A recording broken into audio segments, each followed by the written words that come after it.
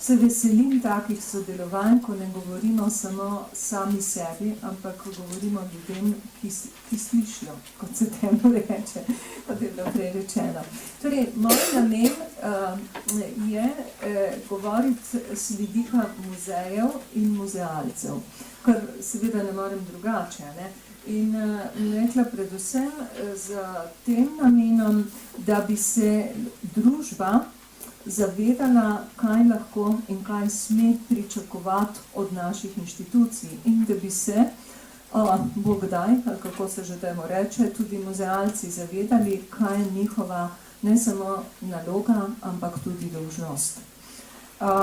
Ker je včasih zelo težko govoriti, oziroma ker sem arheologinja, boste pač razumeli, da je moje videnje malo, kako se že reče, obremenjeno s preteklostjo.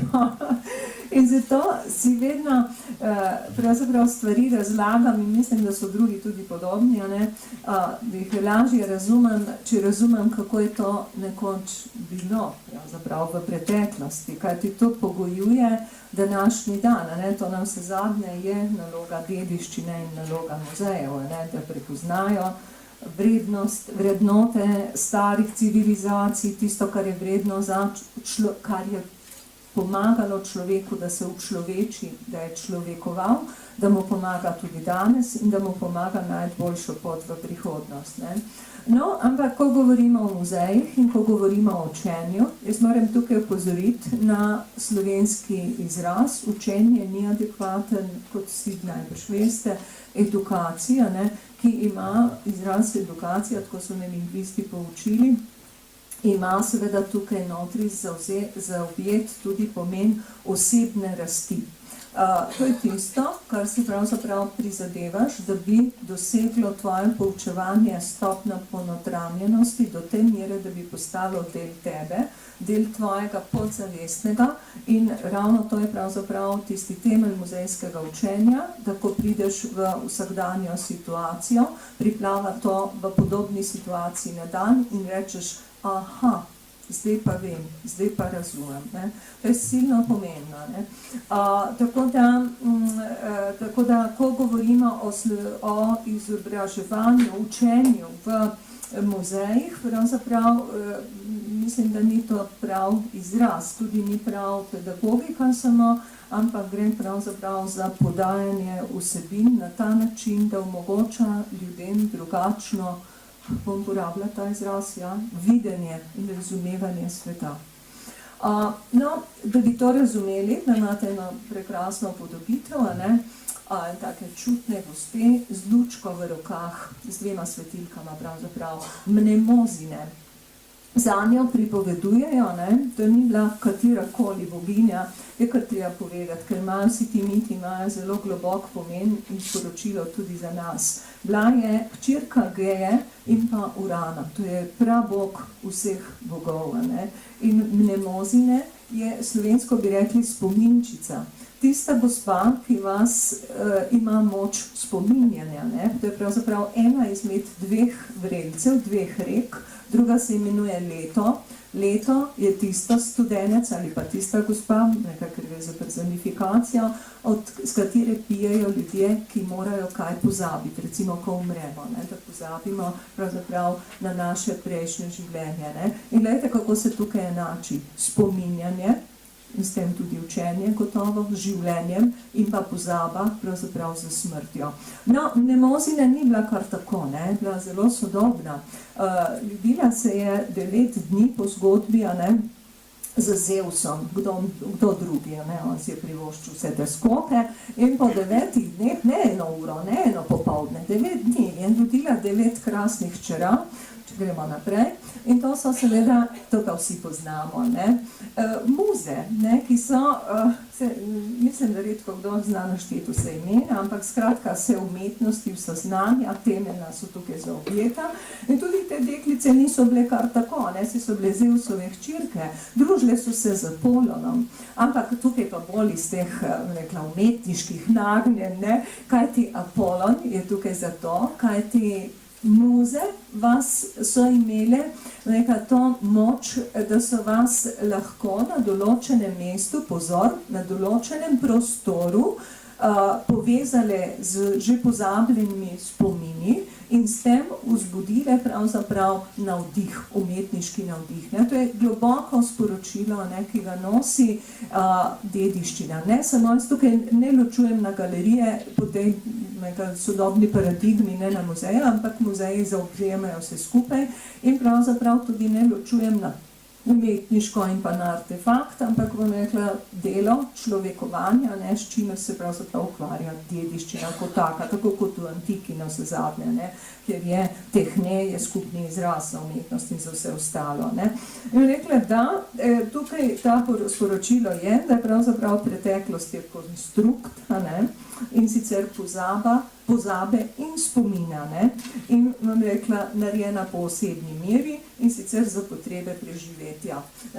To je tisto pomembno, in če gremo kar naprej, da navezujem naprej, in sicer tukaj imamo takšen, seveda žal tega nimamo več, smo uspešno požgali po večjih napadih, Aleksandrija, govorim seveda o antiki, ki je bila ena najbogatejših mest, ampak seveda zakaj? Sicer že v času helenizma, pred 2300 leti, tam je nastal tudi muzej. Mi se vedno spominjamo samo za muzejo Najne, ki naj bi bil začetnik naših muzejev, ali pa saj ime naj bi si sposodil, kajti tam so obilno bile zastopane muze in so ljudi navdihovali, da so iz tega znanja kreirali nove stvaritve, nesmrtne stvaritve. Aleksandrija je nesmrtna prav zaradi izjemnega znanja, ki so ga hranili v knjižnicah, v zbirkah botaničnega zoološkega vrta, anatomske zbirke in tako dalje.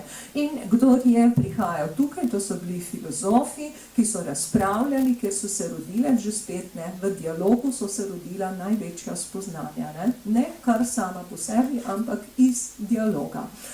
No, še ta knjižnice, to je okoli 500 000 kosov ne bi imele knjižnice, ker so rokopisi, so to pravzaprav tudi umetniška dela, in so bile zakonom prepovedano jih odnašati iz Aleksandrije. Se pravi, zagotovili so si z znanjem pravzaprav moč. Tukaj se moramo zdaj mi vprašati, temu bo sledil ta kratek pregled, čemu so muzeji pravzaprav služili in kaj je njihova vloga danes. Ali služimo moči in eliti, ali služimo temu, da se ljudje učlovečujejo, da je naša družba boljša. To je tisto temeljno vprašanje.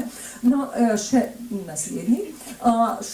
Če gremo k Rimljanom, za katere se tako radi sklicujemo, da so začetniki evropske civilizacije, bi bilo skoraj boljše, če bi se bolj privrkli, ampak kakorkoli.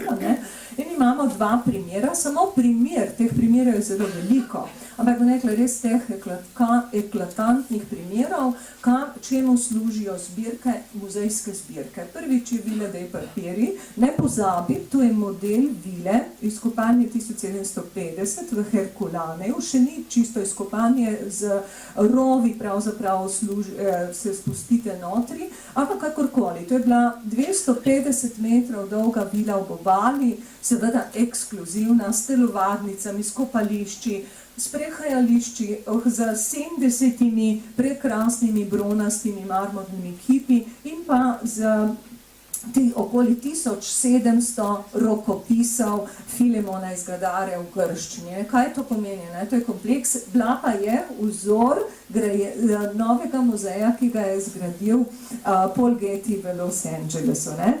Že spet, torej je, seveda služi njim za izobraževanje, seveda se je spodobilo, da izobražen človek, predstavnik elite, pokaže že na zunaj svojo ne samo znanje, ampak tudi moč in pravico do vladanja. In naprej, drugi primer, gotovo ste tudi najbrž, nazaj, pardon, sem mislila, drugo spodaj, prehitra sem bila. Drugi primer, gotovo ga tudi prepoznate, in sicer to je vila, to je Casa del Fauno, spet v Pompejih, se vidi, da sem arheologinja, kjer imamo hišo, ki je bila od leta 1969, ko je vulkan izbruhnil, pravzaprav že 250 let star muzej z zbirko prekrasnih umetnin. Vsi se spomnite gotovo Aleksandrovega mozaika, ki je v najlepšem delu, ko vstopiš v to hišo, z celotno najbrž zbirko bronasto, srebrnega posodja, umetnin, mozaike in tako dalje, opominjala, da je bila ta hiša, ta družina, Saturja, so se najbrž pisali, ena izmed najpomembnejših rimskih družin tega mesta, ki je sodelovala pri osvajanju Bližnjega vzhoda in seveda tudi upravljala mesto. Spet imamo zbirko, ki pravzaprav govori o moči, prezentira, to je ostentacija, čemur služijo in umetnine in znanje. Gremo naprej, preskočimo, takole približno nekaj 1500 let, ampak kljub temu se bomo ustavili samo pri enem, kako se že temu reče, v nebo pijočem primeru muzeja, torej časa, za katerega govorimo, da se je muzej dejansko rodil.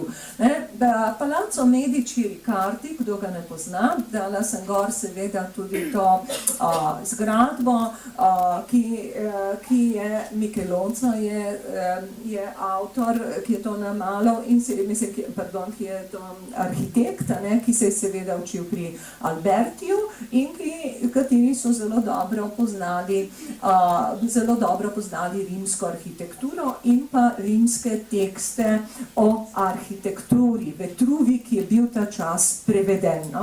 Ampak kakorkoli, ta palača je že spet na zunaj, izgleda zelo masivno, zelo impozantno, znotri bogato okrašena je pravzaprav postala galerija sodobnih umetnikov, imamo od Botticellia, Ghirlandaja in tako naprej, mnogih drugih, se ne gre toliko za podatke. Postala je tudi prostor, kjer so se filozofi, prej smo že slišali, Pico della Mirandola in mnogi drugi, pravzaprav združevali skupaj z lastnikom, z medičejskimi knezi, prevajali, filozofirali, prosredovali znanje in ga prevajali, ker so glavna dela iz grščine bila ta čas prevedena in kjer so nastajale najlepše umetnine. Tudi tukaj vidimo, da je služila arhitektura in sama, če naj rečem, muzejska zgradba, če smem temu tako reči, ampak mislim, da smem, služi pravzaprav kot ostentacija moči elite, izbrancev, kljub temu, da je renesansa tako presodnega, ali pa tudi zato, presodnega pomena za današnjo evropsko kulturo. No, če in sicer je nekaj tudi tukaj, so res zbirke, pravzaprav vir znanja, spoznanja in refleksije in pa rekla tudi navdih novega ustvarjanja, z arhitekturo lahko vidimo in pa seveda z vsemi umetniškimi stvaritvami. No, če gremo naprej, da se ne bomo zgubili v preteklosti, kot se arheologom to rado zgodi, ampak bomo gledali še nekaj izbranih primerov teh kabinetov čudes. To so muzeji, ki jih danes žal zelo malo poznamo. Eden izmed jezuitov, Kircher, Mercati imate tlele gor, to je Mercati imel čudovito zbirko, eden prvih kabinetov z minerali, ki je seveda uredil ta pregled mineralov, se pravi, začne se pravzaprav razvijati posamezne vede od geologije, botanike in tako naprej, naslednjega. Če še pogledamo, Anastasius Kircher, tlele ga imamo, jezuit, ki ga velikokrat primerjamo z našim Boškovičem po svojem znanju, našim, se vidi, sem otrok stare Jugoslavije, ampak no, naprej, pardon, ne še naprej, hočem nekaj drugega povedati, primerjajo ga po svojem obsežnem znanju, kajti preučeval je kitajske jezike, hieroglife, jih skušal prevesti, zbiral minerale, zbiral geologijo in tako dalje, je dejansko bil primerjega tudi z Michelangelom. Tukaj vidimo postavitev njegovega muzeja in zdaj pa res eno naprej. S to sliko bi vas rada opozorila, da dejansko sodi v ta čas, čeprav so začetniki znanosti, kot jo poznamo danes, pravzaprav sodijo tudi znanja, ki danes nimajo nobenega prostora več ob nas, pa bom rekla saj v sodobni znanosti, to so alkimija, to so recimo ta različne magična znanja, ki so jih prevajali, prenesli iz antike in na novo razvijali. In ki dejansko, recimo, da imate en takšen list, ki kaže pravzaprav Kircherjevo študijo in sicer, ki uporablja posamezne črke kot začetnice in sicer samega simbolov univerzalnih moči, ne? Torej, to je neka druga znanstvena paradigma. V paradigmi bom še mogoče kaj rekla, B kot bonitas, potem P kot potentia, S kot sapientia in V kot virtus, ne? Virtus virtutis, ne? Se pravi, tisto, kar je predpogoj in kar je potrebno, da znanost ni zlorabljena, ne? Bi rekli danes etična izhodišča, ne?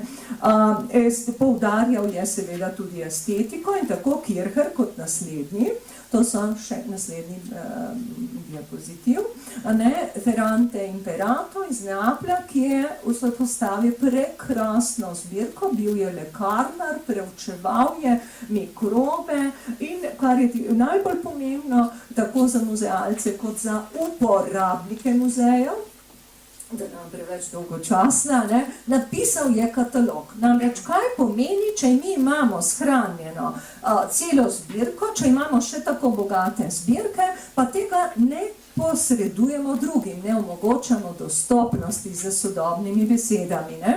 Napisal je katalog, ki ga je opremil zelo izvirno z risbami svojih predmetov iz svojih zbirk, no, to so zelo znane in sicer v 28 knjigah so se potem delile na rude, na živali in tako dalje, kar ni pomenilo, 9 knjig je bilo posvečeno alkimiji. To je čisto specifično znanje, danes popolnoma izrinjeno, ki pa prinašalo mnoga vedenja, ne? To moramo vedeti, ne? In bil je tudi začetnik kemije. In če gremo še dalje, še enega, se potem ne bom več toliko, no, to je en list iz njegovega kataloga. Jaz bi bila silno ponosna, da bi imela vsaj eno tako risbo v svojemu sodobnemu muzejskemu katalogu, a ne? Kajti, nekaj tako natančno, tako estetiko, ne, so zelo poudarjali kot princip spoznanja resnice. Ena izmed poti do resnice je znanost, druga, mnogo pomembnejša je pa brez dvoma lepota, ne, če povzamem Vilka Volkmarja, skladatelja.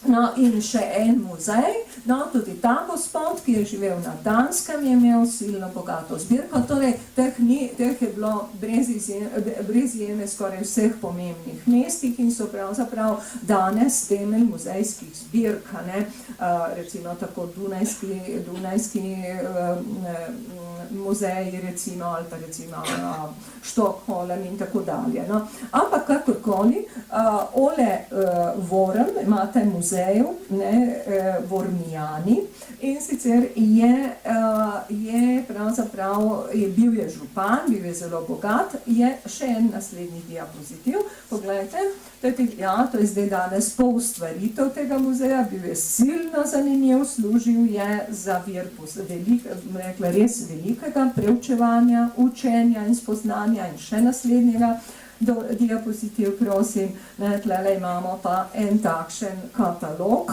in sicer je zbirka insektov Levinusa Vincenta, ne, spet smo v 17. in začetek 18. stoletja. Torej smo že čisto blizu, ko se bojo rodili tisti muzeji, ki jim danes pravimo muzej z veliko začetnico. Če gremo naprej in sicer pogledamo, tlele imamo še zbirko embrijev, da bomo videli, da niso daleč ti kabineti od znanosti in znanost, čas znanosti je seveda 19. stoletje in k temu so prinesle, kar naslednja slika, so doprinesli številne muzejske zbirke. Oxford University Museum je brez dvoma eden najpomembnejših, ne? Zelo zgodaj odprt za javnost, kajti vse te zbirke, ki smo jih kazali, do zdaj so bile sorazmerno privatnega značaja, čeprav vidimo, da so recimo nekatere kataloge že v 17. stoletju napisali, recimo to je bil primer Wormsa, ki ga je napisal v katalogu v holandskem in francoskem jeziku. Ampak kakorkoli, treba se pa zdaj tukaj posvetiti dvema zelo pomembnima stvarima. Ne? Oxford je bil nenadoma 1860, smo že blizu magične črte, bi rekli tiste datacije, velikokrat pozabljamo, kako gledajo ljudje na preteklost in sicer BTD že v 16. stoletju je nek škof izračunal, James Ussher, da je svet nastal nič prej, nič kasneje kot 23. oktobra 4004 pred Kristusom, seveda, ker to je seveda ta kreacionistični pogled. In do tega časa, gledajte, mi smo blizu, ko bo objavljeno Darwinovo delo, ko bodo smeli znanstveniki na glas povedati to, kar so silno dolgo že domnevali, vendar jim zaradi paradigme, se pravi drugačnega pogleda, kreacionizma ni bilo možno. In prav v Oxfordu je prišlo do ene take diskusije, si predstavljam, da je bila zelo živahna, 1860. in sicer Thomas Huxley, darwinist, in spopadla sta se, seveda besedno, Samuel Wilberforce, ki pa je bil kreacionist. In muzej je s tem pravzaprav stopil, dal prostor enemu pomembnemu spoznanju, če damo naprej. Pravzaprav, to je ta gospod Ussher, ki je natančno preračunal, to naj bi se zgodilo zvečer, v soboto zvečer, pred samo nedeljo, mislim, da je bilo nekaj takega, velikonočno nedeljo, nekaj takega. In to je vladalo, to je tista paradigma, in vas tudi sprašujem, ker bo to vprašanje. Koliko paradigem danes vlada v naših možganih, ki verjamemo, da so totalne resnice? To je bila resnica najmanj za koliko? 1, 2, 3, 4, 3 stoletja, recimo, sem bil slabo v matematiki. Dajmo še eno. In nenadoma potem seveda darwinizem. Kaj se zgodi? In veliki razmah naravoslovnih znanosti, zgodovine, arheologije, če hočete, ampak posledico za človekovo predstavo o preteklosti in za njegovo učenje iz preteklosti je pa pomembna ta. Prvič, prelom, pogled, da smo del narave, razumevanje človeka kot narave, hkrati pa seveda tudi duhovnega bitja, ampak še nekaj, uveljavi se znanost kot absolutno, to je ta tragičnost zahodnega sveta, zato da ne bi vi rabili tega razlagati, kako je umetnost pomembna, kajti duhovnost je nekaj, kar se ne tiče znanosti. Človek pa vendarle je tudi duhovno bitje. In mi ga predstavljamo zdaj tukaj seveda predvsem evolucionistično in prenašamo ta biološki princip od tega časa v muzejih na kulture. Kaj se zgodi? Mi gledamo nazaj, lahko še naslednjega, ne bo v redu, ampak bom povedala peš, In sicer, ko gledamo nazaj na pretekle kulture in jih predstavljamo kot manj razvite, kajti vse se nenehno razvija, tudi mi smo zdaj čisto zaslepljeni, mi smo samo še naprej razvijali, ne vem kje, ampak dobro. In ko gledamo in predstavljamo te kulture in civilizacije kot manj razvite, so pravzaprav to primitivne kulture in so manj vredne. Ker je pa muzej prostor metamorfoze, vi ljudi učite, kako naj sprejemajo drugačne in druge poleg sebe.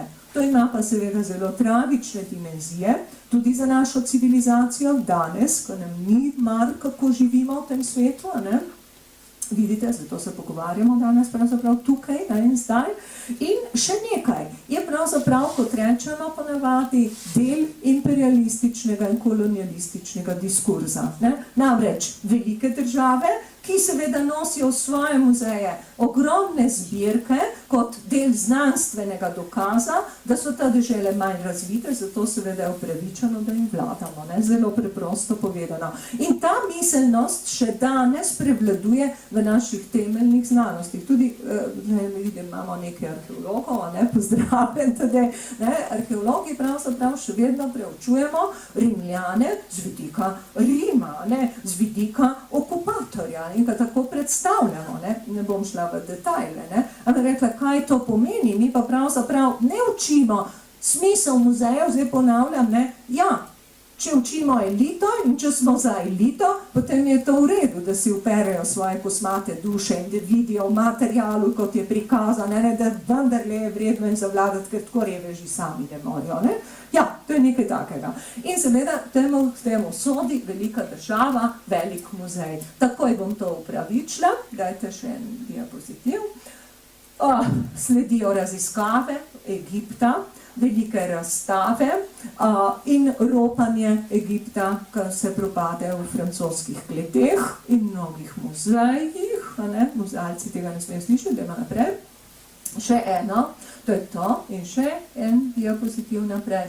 Ta uboga samotraška nika je ena najlepših človeških stvaritev, gledajte, kam smo jo postavili, vrh stopnišča, namreč zelo simbolno, namreč vse umetnine v muzejih so pravzaprav simbol, so sredstvo sporočanja naših sporočil, ki jih oblikujemo tukaj in zdaj. In tukaj sporočilo je, bivše kulture pravzaprav služijo našemu nenehnemu napredku, kajti mi smo mnogo višje. Pravi, ne učimo, ne črpamo tisto, kar nam bi stvaritve omogočale črpati modrost, prepoznavati človeka in ga delati boljšega. No, dajmo še naprej. Da malo pošivamo, bomo pa še naprej gradili. Ja, še en diapozitiv. No, konec 19. stoletja nastane ogromno muzejev, ki pa moram reči, to pa je zdaj že res tisto začetek intenzivnega. Kam bomo šli, da se bomo učili? O trgovini, o ekonomiji, o gospodarstvu, se to je na isto, pardon, ampak bom rekla, o deželah, ki jih moramo osvojiti, namreč znanost in zbirka, namreč ko ti vse razvrstiš pravzaprav taksonometrično, to je človekova potreba, da obvlada naravo, da obvlada resurse in da jih pravzaprav tudi črpa. To je ta njegova prispodoba. No, recimo, kljub temu so to zelo pomembni muzeji, ki so varovali mnoge stvari, ki bi sicer ne preživele v izvirnem okolju. Ni res, da je to samo enoznačno. No, če vzamemo recimo tale muzej, Orientalisches Museum, Handelsmuseum na Dunaju, še naprej, še en diapozitiv. In pa eden najlepših in najbogatejših muzejev, 2,5 milijona menda ima, ali pa najbrž mnogo več eksponatov, ki je bil narejen točno zato, da bi se ohranile ne samo umetniške, ampak tudi obrtna znanja in kamor bi ljudje lahko prišli se učiti, kako oplemenititi ne samo svoje življenje, ampak tudi svoje ustvarjanje. Se pravi, zares spomin in navdih. Zelo pozitivno, kljub temu pa seveda že na pogled vidimo, da je to eno bahanje, je seveda to ena kraljeva zbirka. No, naslednjega, 20. stoletje, pa vendarle, no, to bo kolegica najbrž prepoznala, že enega vodstva po Gorenjskem muzeju, Nataša, Ja, no, muzeji so dejansko v 20. stoletju se razvili v enega pomembnih pomočnikov šolskega učenja. In tukaj mislim, da je pravzaprav ena izmed napak. Prvič, zakaj se je to zgodilo? Zato, ker so dejansko, predmeti so vedno pravzaprav polni nekega zapisa, so dokumenti človekovega ustvarjanja, znanja, ampak še tudi mnogo več. In drugič, v 20. stoletju se je razvila pedagogika, kjer se je, recimo Piagetova, to veste veliko bolj kot jaz, kjer se je pokazalo, da je učenje, ki si je opredmeteno, na predmetu in z doživetjem, tako kot je profesor prej povedal, se zapisuje globoko v našo podzavest in ki ga veliko lažje se učimo, ga doživimo in postane pravzaprav zapisano v strukturi naše osebnosti, pripomore k osebnostni rasti, če hočete, ali pa najmanj, kar se zgodi, nam pomaga v življenjskih situacijah. Tako da so šole postale zelo cenjene, včasih pa tudi kot prostor učenja, ampak včasih se jih tudi pravzaprav nekako smatra kot tekmec šolama.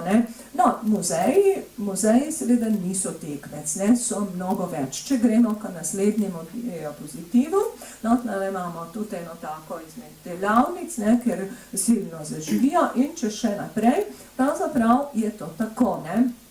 Izhajati moramo iz sprememb sodobne družbe. Ne samo zadnjih 10 let, ampak najmanj 30, verjetno pa vsaj od 60 let dalje. Kako je že tista letnica, to sem že zadnjič povedala, kdaj je bilo konec srednjega veka? Tadej si se zapomnil. Leta 1963 in sicer mislim, da ali pa 62, ko so ukinili latinščino v cerkvah, ne, ko se je dokončno prerezal tista nitka, ki nas je vezala s preteklostjo, način razmišljanja, način prenosa vrednot. Ne.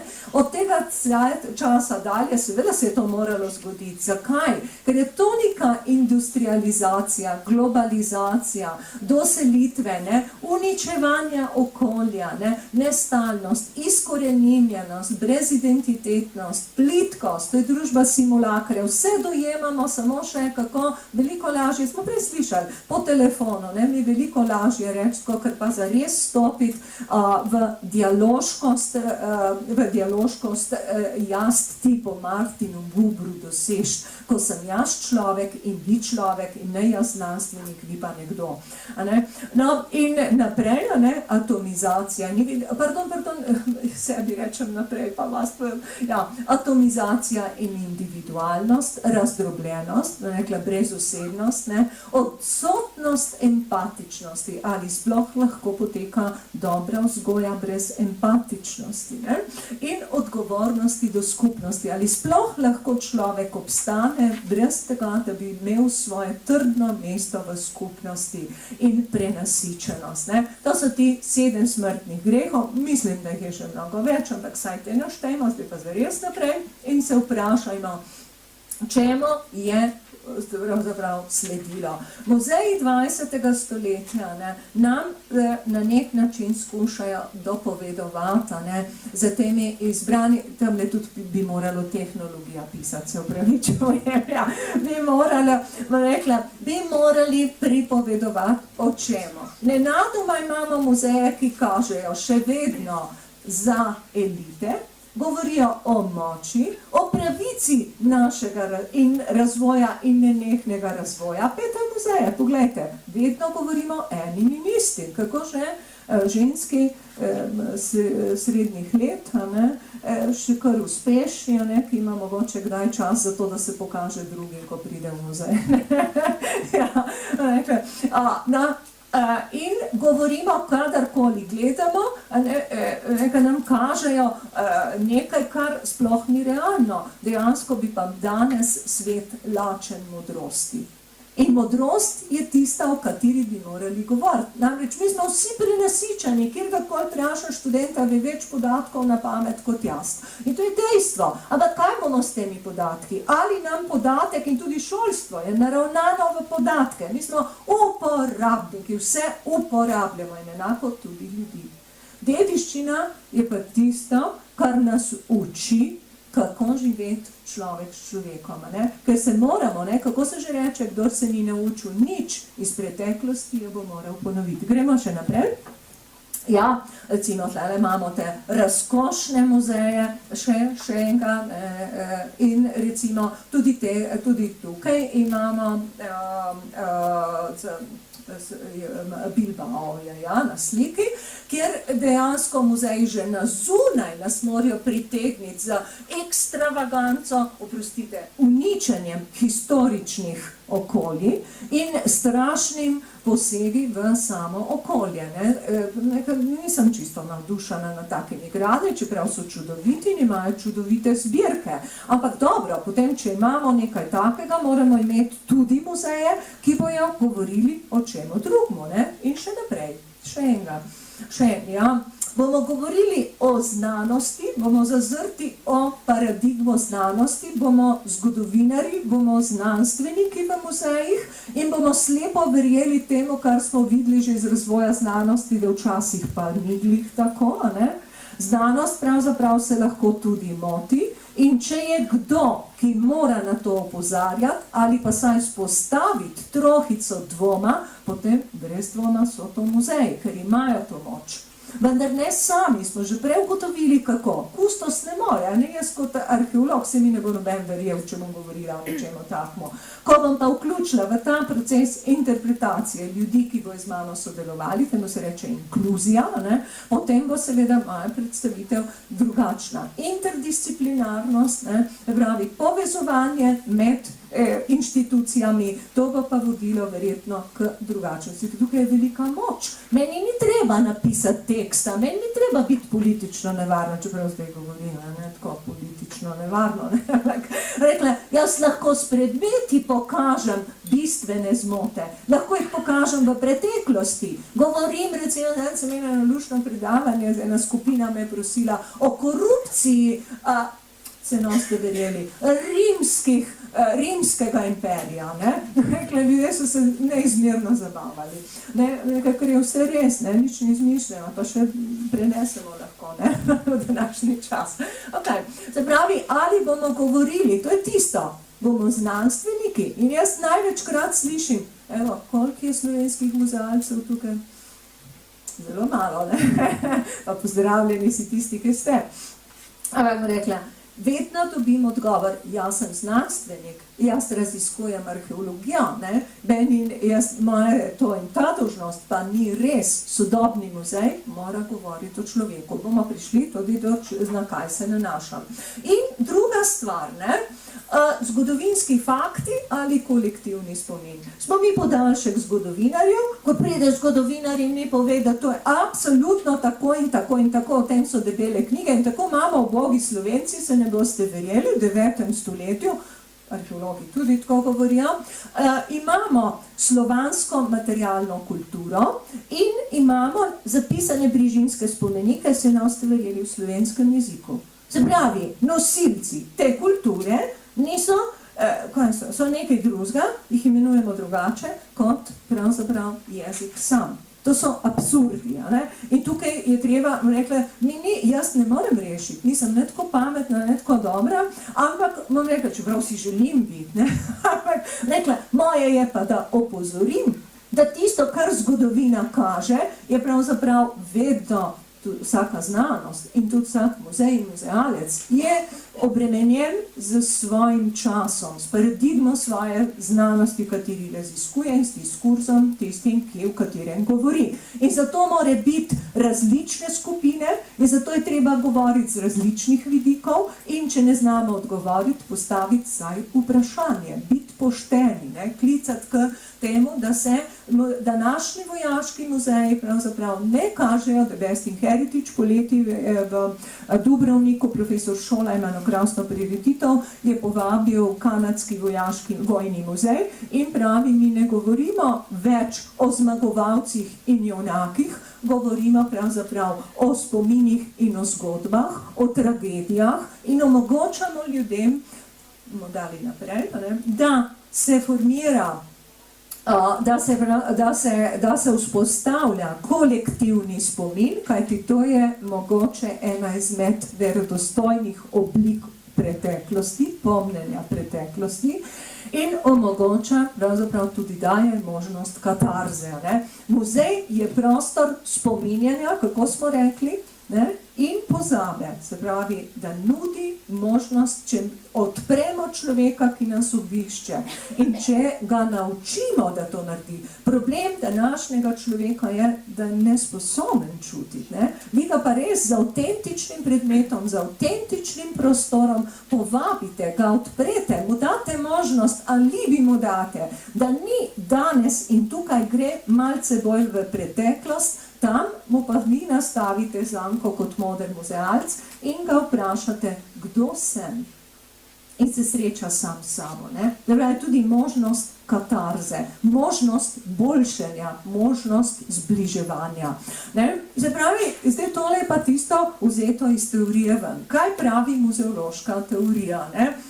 Nekaj sem že povedala. Se pravi, uči dojemati muzej stvarnost v okviru vseh človeških vrednot. pravi, iz preteklosti v današnji čas. Namreč mi še lahko govorimo, da sodobna medicinska etika omogoča take in take poskuse in da je to absolutno dobro, kot je tudi zelo dobro, da vas nafilejo vsakrat za novim kilogramom zdravil ali pa ne vem česa, ne?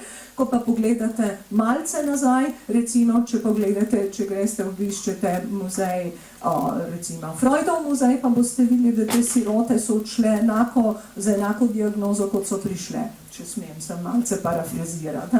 Naprej, ne, omogočajo jasnejšo presojo z časovne in kulturne distance, ne, vas ne zasipajo s podatki, jih interpretirajo in povejo, zakaj je temu tako, ne? Od dobrega medija se to pričakuje. Namreč muzej je medij danes, ne?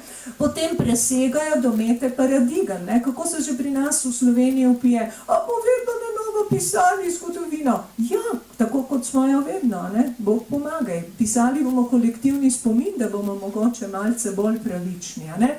In učijo presegati kulturne in druge predsodke. Naša življenja so polna predsodkov, ampak dokler vas nekdo ne opozori, dokler vas nekdo ne vpraša, kot smo prej vprašali o ranljivih skupinah, se pravzaprav tega ne zavemo. Dialog je silno pomemben. Še naprej. To je vzeto pravzaprav iz teorije ven, ne? Muzej mora odkrivati, se pravi, v dediščini vrednote. Ampak še ni nič, če jih je samo najdel, ne in s prstom pokazal. To je šolski način učenja. Mora jih integrirati v današnjo način življenja, približati, govoriti mora z jezikom človeka, ki ga obišče, ne? Ki mu daš na razpolago. To je ta tehnologija, bomo rekli tehnologija, ki smo se jo v muzeji, saj upam tako, naučili od sodobnih medijev, ne? Presajanje splošnih znanj v lastno okolje, ko greste pre eksperimente narediti in ko vidite, kako deluje, vam je jasno, ne? Če vam še ne vem, kako razlagajo, tega ne morete, recimo. Delovati v dobro skupnosti. To je muzej, ki mora opozarjati, ne? Če muzej ne bo opozoril, kje se bomo naučili, mogoče v cerkvi, ali pa tudi ne? Nimam tisa, da bi vsi šli tja, ne? Če dalje več pravzaprav je tega segregiranja, segregacije, ko se temu reče. Če dalje več je ločevanja na skupine, če dalje več je mej med nami, ne? V družbi delovati integrativno in harmonično, točno tako, da povabimo ljudi, da delajo z nami in da jih tudi zaposlujemo. Koliko, z tega mesta vprašam, koliko slovenskih muzejev in galerij zaposluje katerega od slabše videčih, no, jaz sem že, ko sem stara, ampak to ne štejem. Recimo, ali nekako drugače predstavnika neke teh skupnosti, ne? Razumeti šibkejše in drugačne in iskati poti vključevanja. Novo mesto je imelo en krasen projekt, ko so ponudili obiskovalcem, to je bilo Novo mesto 1848-1818 in so naredili zgodovinska razstava. Krasno sobo, zatemnili, ker je šel vsakdo od obiskovalcev noter in skušal se nekako znajti v tej sobi. Niso se naučili hoditi s palico, naučili so se, da so ljudje, ki ta svet doživljajo drugače. Obogatili smo jih, odprli smo jih, empatično smo jih opozorili, ne še dalje. No, in kaj je zdaj tisto, kar rečemo, cilj učenja v sodobnih muzejih, ne? Da se vključimo, zato je tako, rekla, nesmiselno, gotovo je tudi smiselno, ampak rekla, ne razmišljamo samo, kako bomo šole vključevali, kako bomo ljudi bogatili celoživljenjsko s povezovanjem, ne? Kako bojo oni nas, profesor šole je vedno rekel, ne kaj boste vi njih naučili, kaj se boste vi od njih naučili. To je tako pomemben element današnjemu domišljavemu človeku, ki smo skoraj že vse znamo, ne? Mi smo skoraj da enaki božanstvo, ne? Znanost nam vse omogoča, ne? Ta domišljavost pravzaprav nam preprečuje, da bi bili zares koristni tej družbi, ne? In naprej, ne? Kako jih bomo doživljajsko prebujali z izvirnimi predmeti in bomo dali v roke, koliko koliko arheoloških predmetov, ker sem arheolog, pa poznam situacijo, lahko vprašam, koliko arheoloških predmetov nikoli ne zagleda več luči tega sveta, ne, po izkopavanih, 99%, ne. Kaj bo z njimi? Ja, ne bom povedala. Profesor Marojevič je vedno rekel, dediščino lahko ohranjamo na en sam zanesljiv način, kajti vse propade z nami vred. Tako, da jo vključujemo v človekovo zavedanje, da postane temelj njegove kreativnosti, da omogočamo ta življenjski krog, ki ga vse stare civilizacije kažejo, ne. Kritični razmislek o sedanji družbi. A je to res dobro, ko nam vsi govorijo, da je nekaj dobro, ne? Mi lahko to s predmetom pokažemo. Širjenje altruizma, učenje dialoškosti, ko Martinu Bumbru, jaz ti, to je temelj vsega spoznanja. Nobena znanost nas ne bo pripeljala do boljše rešitve, do boljšega življenja, kako je pravzaprav to, da vzpostavimo dialoškost. Ne? In naprej še usmerjenost v okoljsko etiko, varčnost, recikliranje, rabe čistih energij. Ne verjamemo več pravljici o neizmernem razvoju, dokler polovico zemljanov strada na smrt. Dobro, še naprej. Zdaj sem pa že skoraj na koncu, ne? Še, ali slika ni? Le kdo? Ja, povezovati. S tem, ko povezujemo kar naprej, stari Rim, ne bomo ostali tam, ne? Ko povezujemo različna obdobja, različne kulture v naših, še naprej, interpretacijah, povezujemo civilizacije tudi v današnjem svetu in še naprej. A so si kaj manj različni, srednji vek pa Rim, kot recimo ljudstva, stike, ne vem, recimo z Oceanije in pa današnje dekle, najbrž ne. Rekla, mislim, da ne. Naprej. Da skušamo in še nekaj, ne? Družbene naloge sodobnega muzeja, to je pa zelo slovensko vprašanje, ne? So prostor demokratičnega uvida muzeja, ne? Ki nam omogočajo, demokracija je pač to, Slovenci, ne samo Slovenci, vsi se jo moramo učiti, demokracija je proces, ker ljudje se navadijo povedati svoje mnenje in ga popraviti, ko v soočanju z drugimi pravzaprav vidijo, da nimajo prava. Ne?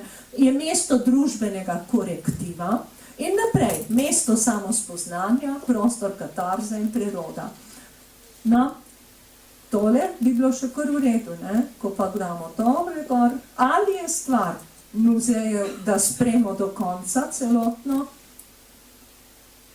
javnost in slovenski narod, sliko prepoznate, brez dvoma, ali je prostor, kjer lahko pozivamo k zamiram še naprej gojimo, obračunavanjem, ali je prostor katarze in preroda, ponavljam tiste besede, ne? Mislim, da je, sem prepričana, muzej je prostor kolektivnega spomina, ker se govori za izkušnjo, naprej, naslednji diapozitiv, ne? Da pravi, muzej imajo odgovornost, so odgovorni za razvoj družbe, kulture in izobraževanja, ne, v svojem lastnem okolju in ne samo tam, in je etični imperativ. Vsi vemo, profesionalna etika govori točno o temu. In še en diapozitiv, in sicer, ko to govorim, potem seveda se spet na naših seansah muzejskih pogovarjamo o tem, ali bomo omogočali ali ne dostopnost. Kaj čemo? Taka je naša realnost. Ponavadi se reče ni denarja, pa največkrat pravzaprav ni pripravljenosti. In zato potem pokažem tukaj ven, tlala bom še prosila za komentar, gospa je pravnica, če sem se kaj zmotila, kaj pravi deklaracija o človečanskih pravicah. Poglejte, zelo jasno napisano, kot da bi bilo za muzealce, ne? Uživanje kulturne pravice, vsak jo ima, je neprekršljiva. Zakaj? Za dostojanstvo in svoboden razvoj osebnosti. Govori o razvoju osebnosti. To lahko ponudi dediščina in muzej z svojim delovanjem. In naprej, ne, gremo. Pravica, sem mislila, naslednji člen. Pravico do izobraževanja. Ne morete te pravice do nezavesti v šoli izkoriščati, pa tudi ne več na univerzi, zdaj vse plačljivo nekako, ne, in ne vem kako še, in se gremo elitizem, ne. Ampak gre pravica do izobraževanja, ki jo lahko in ki jo morajo ponuditi galerije, muzeji in ustanove, dediščinske ustanove, ne, ki spet usmerijo usmerjenega k polnemu razvoju človekove osebnosti. To nisem vzela iz teorije muzeološke, ampak iz teh pravic. Glejte, govorimo isti jezik. To je sodobna postmodernistična družba, ki ima drugače potrebe. Potem vsak ima pravico se udeleževati kulturnega življenja svoje skupnosti. V čem je potem problem, da ne vključujemo ljudi? Uživati umetnost, sodelovati pri napredku in tako dalje. In spodaj, vsakdo ima dolžnost do skupnosti, v kateri je edino mogoč, svoboden in popoln razvoj njegove osebnosti. Brez dediščine tega ni mogoče doseči. Ko so Grki premagali Perzice in so se vrnili domov skupaj, česa že predmetov, ki so jih postavili svoje templje, ki so postali prvi muzeji par excellence, vse je bilo še kar krvavo, so potem naredili en simpozion, so postregli z vinom, zakaj, da so pozabili seveda vse strahote, ki so jih naredili, ampak da bi jim ostalo, da bi ostali človeški, so povabili koga že? Homerja, ki jim je pel izpred tisočletja, vse groze, vse premare, vse moritve, kako se že temu reče. Dediščina ima fantastično moč. Dediščina je nekaj najlepšega, kar imamo. Je naš spomin in obenem tudi naše življenje in je naša prihodnost. Zdaj ne vem, če imam še kaj, ampak Bog vedi. Ja, res je, v muzeju je krasno, nikoli prepozno, nikoli prekasno. Ja, to je rekel, to je v bistvu iz ene poezije Miroslava Košuta, mišljeno je na krasa, ker je tako zelo bogato področje. Kaj sem hotela, zdaj ko že zaključim, rekla, da dejansko muzej uči samo v toliko je lahko uspešen, ukolikor je resnično medij, ki z predmeti dediščine prenaša modrost za človeku danes, da prepozna boljšo pot v jutri. To je to.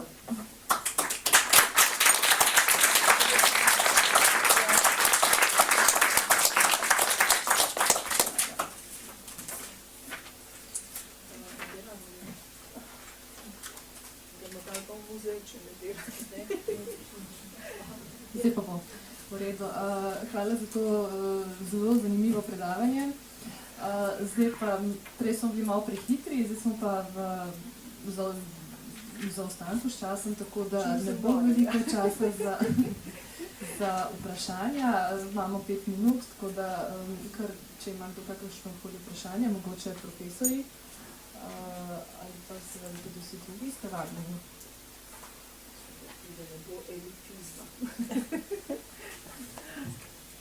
No, mogoče bi jaz vseeno to, sem se hotela ravno na ta elitizem navezati, Mogoče konkretno, kako se približati res, kako spremeniti tudi mentaliteto ljudi, da ne bojo več dojemali muzeja kot tako. Kako spremenimo svet, tako da spremenimo sami sebe, In sicer, to je en resen razmislek, je treba se tega zavedati. Zadnjič sem poslušala, kako vodi pravzaprav razglasitev UNESCO-va raznih historičnih jeder v segregacijo in v elitizem, ker ne more več živeti nihče, ki ni dovolj bogat, dovolj premožen, dovolj, recimo, ki si lahko vse to privošči in kako izključujemo iz dediščine ven.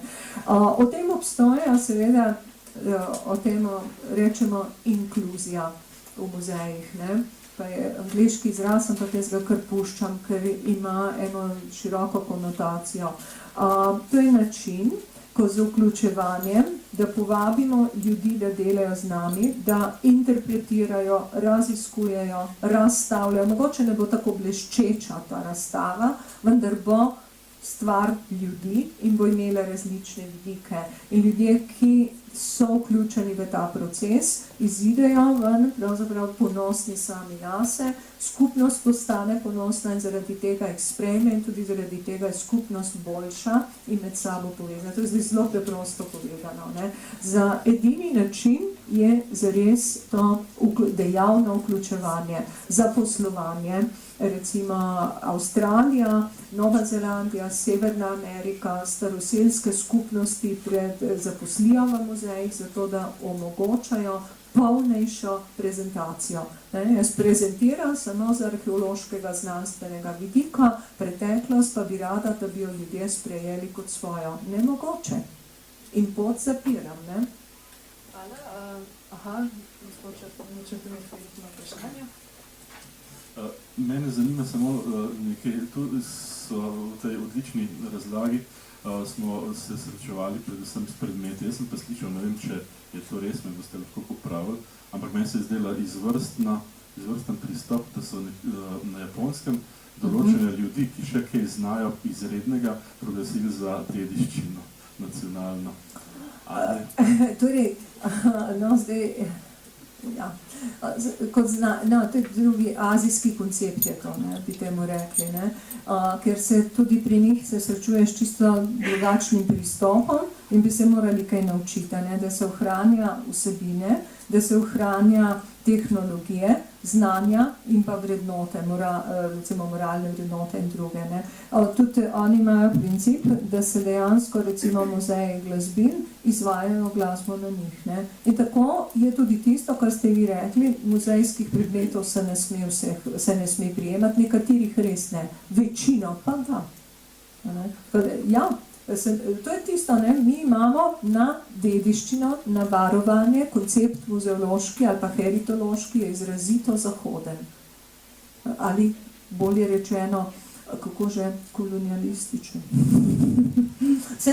Tako malo se zavedamo teh naših konceptov, ne? Je kar nekaj našega. Ja. Morda še kakšno vprašanje? Aha, ja? Čudovito ste predstavili vrednote, ki bi se mogli v muzejskih in galerijskih prostorih upoštevati. Me pa zanima, kako stanje v Sloveniji, v smislu vključevanja tega. Zadnjič je zagovarjala ena od arheologinj, ki dela v Ozari, v Mariboru, mi je zelo žal, da je danes ni tukaj, diplomsko nalogo in je imela omogočanje dostopnosti na arheoloških najdiščih, recimo, če vzamemo Potočko z Javko. In je strašno lepo razvila svoje prakse in pokazala in tudi naredila projekt in tako več kot odlično teoretično, ampak na koncu so jo profesori vprašali, kako pa je, mentorca so mi bila jasna, potem so rekli, kako pa je s tem omogočanjem dostopnosti v slovenskih muzejih. In je rekla, me pogledala in je rekla, a ne povem po pravici, sem rekla, seveda povej, pa sem pa res dala glavo dol, ne. Na deklarativni ravni je tega veliko, ne. Rekla, v resnici pa kar pojdite z vozičkom, ali pa kako drugače in boste videli, kako ne morete, ni omogočeno dostopanje. Ne razmišljamo, nemogoče, mora biti nekdo tukaj. Zdaj bom rekla res in zato se je treba boriti. V naših muzejih je treba zaposlovati ljudi, ki svoje izkušnje lahko povedo, kako se to doživlja. To je edina pot, to je inkluzija. To so 10 ljudje, sam mislim, da publiciral že pred 15 leti prve stvari, ne? Pričer sami. No, ali je še kakšno vprašanje, sicer časa več nimamo, no? Gospod Felix, mogoče ne? V redu, potem bi se pa na tej točki zahvalila dr. Didrik Perkovi. In hkrati naprej.